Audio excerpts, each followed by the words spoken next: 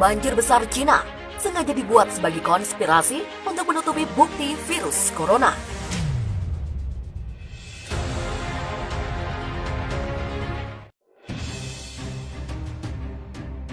Pengamat intelijen asal negara India mengungkapkan fakta mengejutkan di balik banjir bandang di Cina bagian selatan dan timur setelah pintu air Three Gorges Dam atau bendungan Tiga Ngarai dibuka.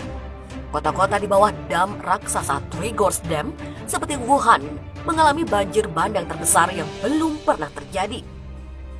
Hal ini bertepatan dengan kedatangan tim pakar Organisasi Kesehatan Dunia atau WHO ke Wuhan untuk menyelidiki asal-usul COVID-19. Pemerintah Cina menyatakan sebanyak 433 sungai di seluruh Cina meluap hingga menyebabkan banjir sejak Juni, di mana 141 orang tewas atau hilang akibat banjir parah di tengah dan hilir sungai Yangtze. Melansir dari Global Times, Kementerian Sumber Daya Air Cina merilis ketinggian air 109 sungai telah melampaui batas aman dan ketinggian air 33 sungai mencapai tingkat tertinggi dalam sejarah. Namun, pensiunan Kolonel Angkatan Darat India, Vinayak Bhatt, mengungkap fakta tersembunyi soal waktu pembukaan pintu air Three Gorges Dam.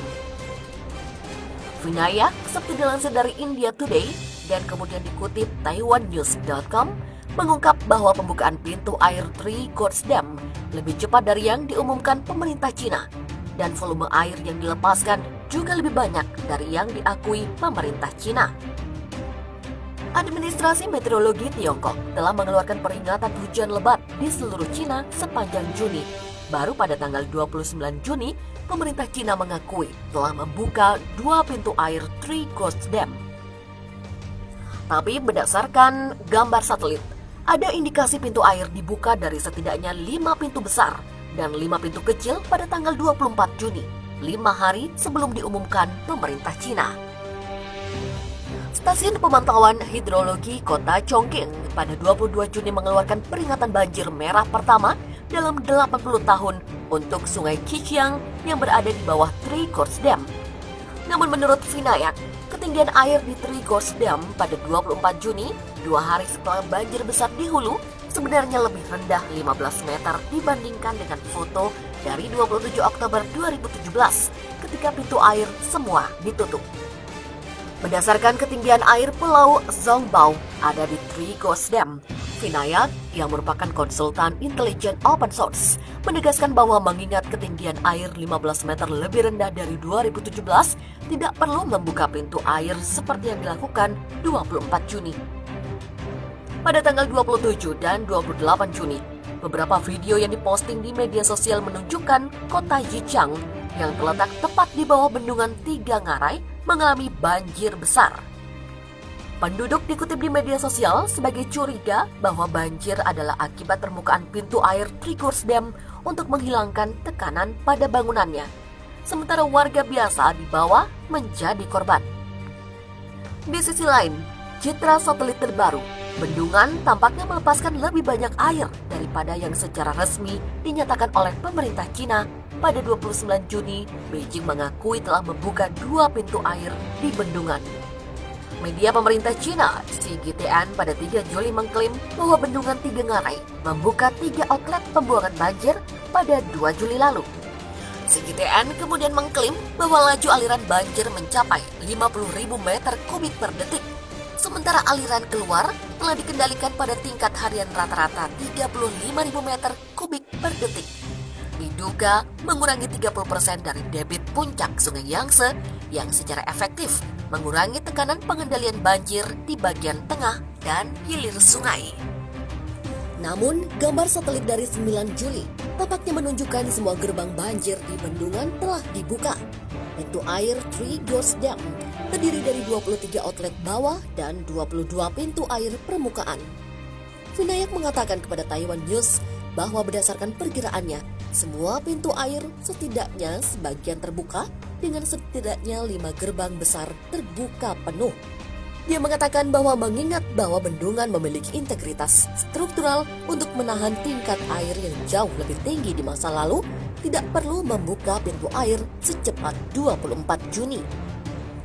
Vinayak menduga Membuka pintu air begitu cepat adalah agar semua bukti terhapus sebelum perwakilan WHO mengunjungi rumah sakit dan laboratorium Wuhan. Sementara tim pendahulu WHO berada di ibu kota Cina Beijing pada akhir pekan lalu untuk meletakkan dasar penyelidikan asal-usul pandemi virus corona. WHO mengatakan pekan lalu bahwa 2 ahli, seorang spesialis kesehatan hewan dan seorang ahli epidemiologi, mulai bekerja pada Sabtu 11 Juli 2020, tetapi pada hari Minggu malam masih belum ada informasi mengenai nama spesialis yang diterjunkan, jadwal perjalanan, dan juga agenda mereka. Pihak berwenang Cina juga tidak membuat pernyataan tentang kedatangan tim WHO tersebut. Bahkan media Cina tidak memberitakan kedatangan pakar WHO ini. Selain itu, tidak ada lembaga Cina, termasuk Chinese Center for Disease Control and Prevention, yang mengkonfirmasi bahwa mereka akan bertemu atau berunding dengan para ahli dari WHO. Sebelumnya, Associated Press melaporkan bahwa kedua pakar itu berada di Beijing pada Sabtu dan Minggu.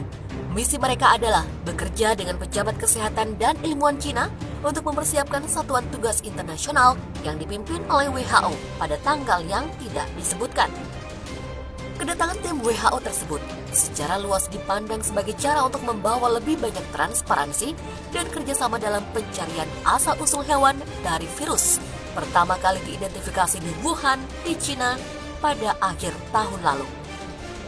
Melansir dari Global Times, Hua Chunying, juru bicara Kementerian Luar Negeri Cina, pada briefing Senin mengatakan kedua pakar WHO tiba di Cina dengan izin pemerintah Tiongkok dan mengadakan diskusi dengan para ahli Cina tentang pekerjaan penelusuran virus.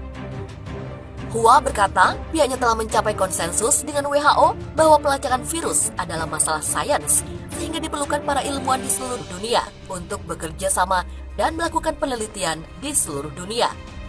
Dia mengatakan WHO juga percaya bahwa pelacakan virus dapat melibatkan banyak negara dan wilayah, dan WHO akan melakukan penyelidikan serupa di bagian lain dunia. Sebanyak 433 sungai di seluruh Cina telah dibanjiri sejak Juni dengan 141 orang tewas atau hilang ketika hujan lebat menyebabkan banjir parah di tengah dan hilir sungai Yangtze. Banjir besar terjadi di beberapa provinsi seperti Guizhou, Sichuan, dan Hubei. Bencana ini sudah terjadi sejak bulan lalu, dan hingga Jumat kemarin, sudah ada 121 orang yang meninggal dunia atau tewas. Berdasarkan laporan dari China Daily, banjir yang terjadi mengakibatkan kerugian hingga 41,6 miliar yuan atau setara dengan 85 triliun rupiah. Banjir berasal dari luapan sungai Yangtze yang dipengaruhi curah hujan yang tinggi.